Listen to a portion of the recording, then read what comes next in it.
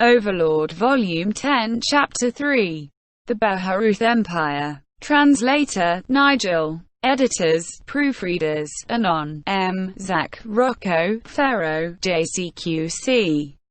Part 1. Albedo was to leave for the kingdom on a clear, sunny day, and Ains came to see her off at the courtyard of his residence. There were 5 luxurious coaches parked there. One of them was for Albedo and another was for her luggage. One of the Rima-ing coaches contained gifts to the king, to impress upon him the difference between the might of the kingdom and the sorceress kingdom. Surrounding these carriages were 20 death cavaliers which Ains had created.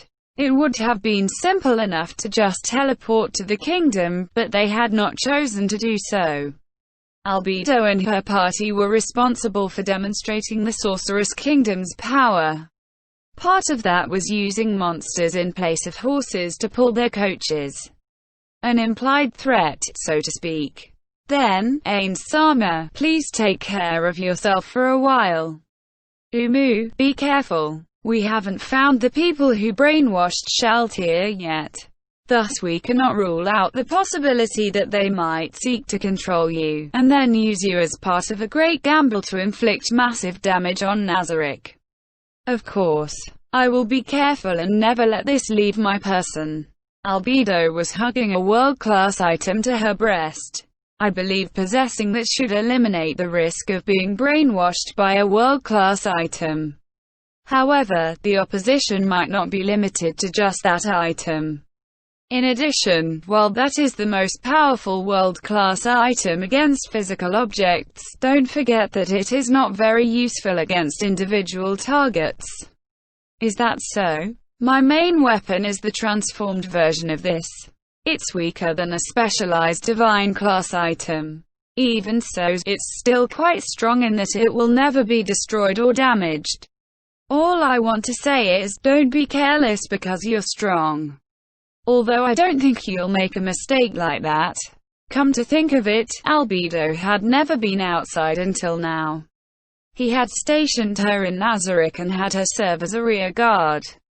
Because of this, Ains felt worried, as though he was letting a child go out on an errand by themselves for the first time. Remain alert and do not be careless.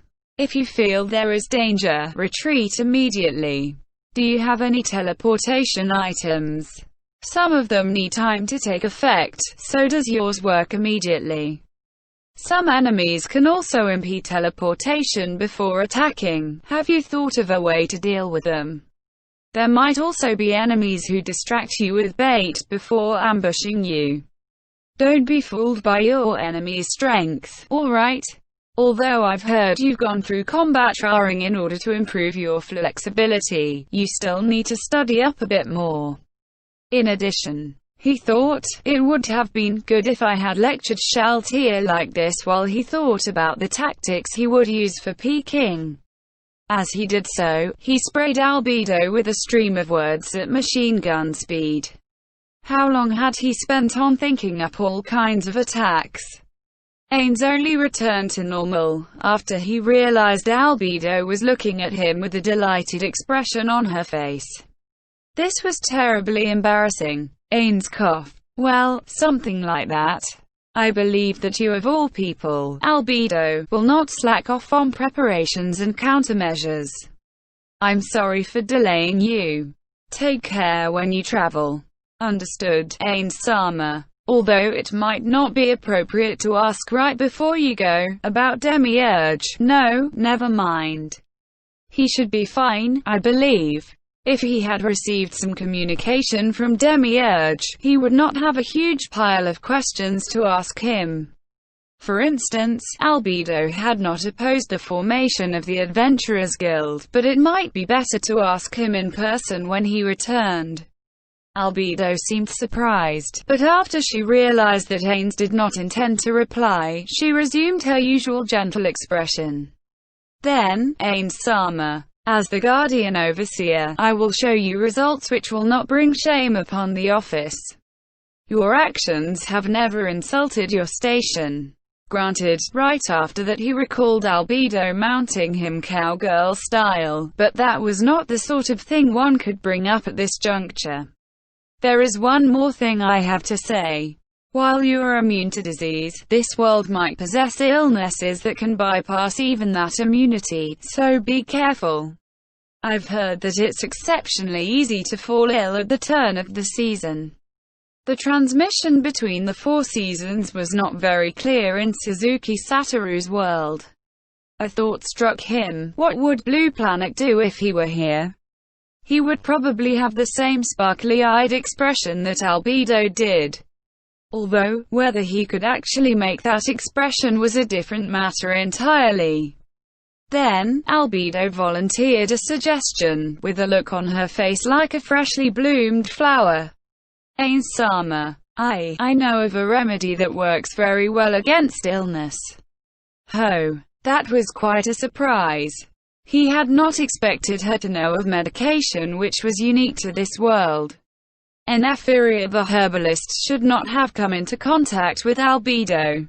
That being the case, could it have come from knowledge within YGGDRASIL, or perhaps something tabula smaragdina programmed into her?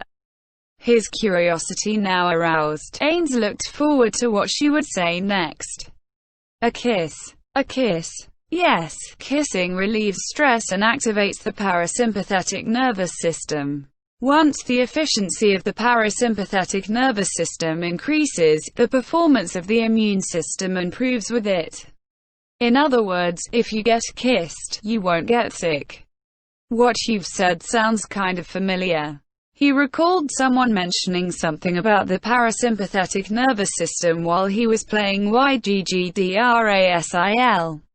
That must be it. However, he did not feel that it would be effective in this world too. Therefore, I want a kiss. Albedo closed her eyes and puckered her lips. All he could see now was an octopus.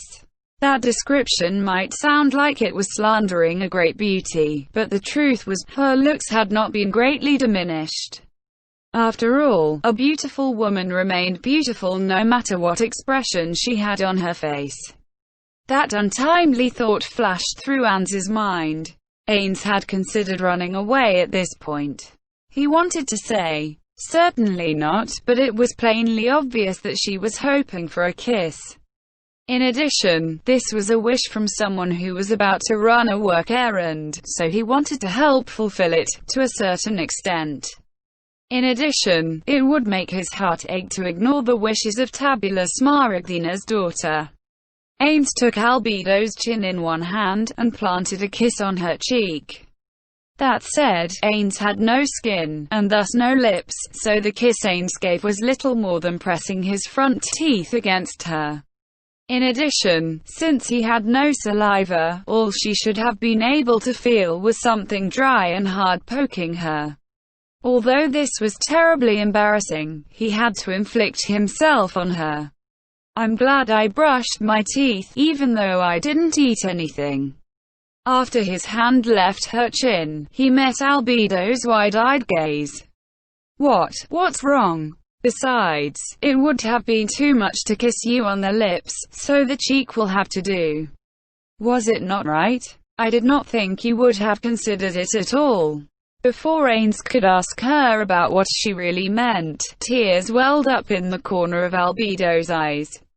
Fween. Albedo wept. Those were not crocodile tears. She was truly crying. After the long-awaited shock of his emotional suppression washed over him, Ains hurriedly scrambled to do something. That said, he had no idea how to proceed. In the past, when he had made Albedo cry in the treasury, he had thought of something comforting to say. However, nothing came to mind now that Ains had made her cry after kissing her. What would that pretty boy Emperor Jitniv do at a time like this? Although he thought about that topic, it would seem that none of the scenes which Ains witnessed had ever covered a situation like that. Albedo, please don't cry. He desperately wanted to look to the duty maid behind him for help, but he had already embarrassed himself badly enough. He could not disgrace himself even further. Albedo, don't cry. Ains pulled Albedo into his embrace and gently patted her back. They stayed like this for a while, and then Albedo sniffled. It would seem her tears had stopped. Ains released the hands holding Albedo, as relief washed through him. Are you alright, Albedo? Yes, Ains-sama. I am very sorry for letting you see that shameful side of me. Though stained with tears, hers was still a very beautiful smile. There was only one reason she could be crying. His non-existent stomach began aching after he realized how cruel he had been. At that time, he thought it was fine, because the game was going to end soon. If only he had not thought that way, she would not have cried like this. Is that so? Well, it's about time. You should set out if you're fine. Understood, Manga-sama. The curtains mounted in the coach windows opened, and through them, he saw Albedo waving to him. In response, Ains waved back to her. This was a scene straight out of those railway train farewells one might have seen on television. The coach stirred slowly into motion, and the sentries began moving as well. Ains watched until he could no longer see Albedo's coach, and as he stared into the distance, he issued a somber, grave command. Forget everything that happened here. Understood. Ains walked past the maid, whose head was lowered. Ains had no way of seeing what the kind of look she had on her face.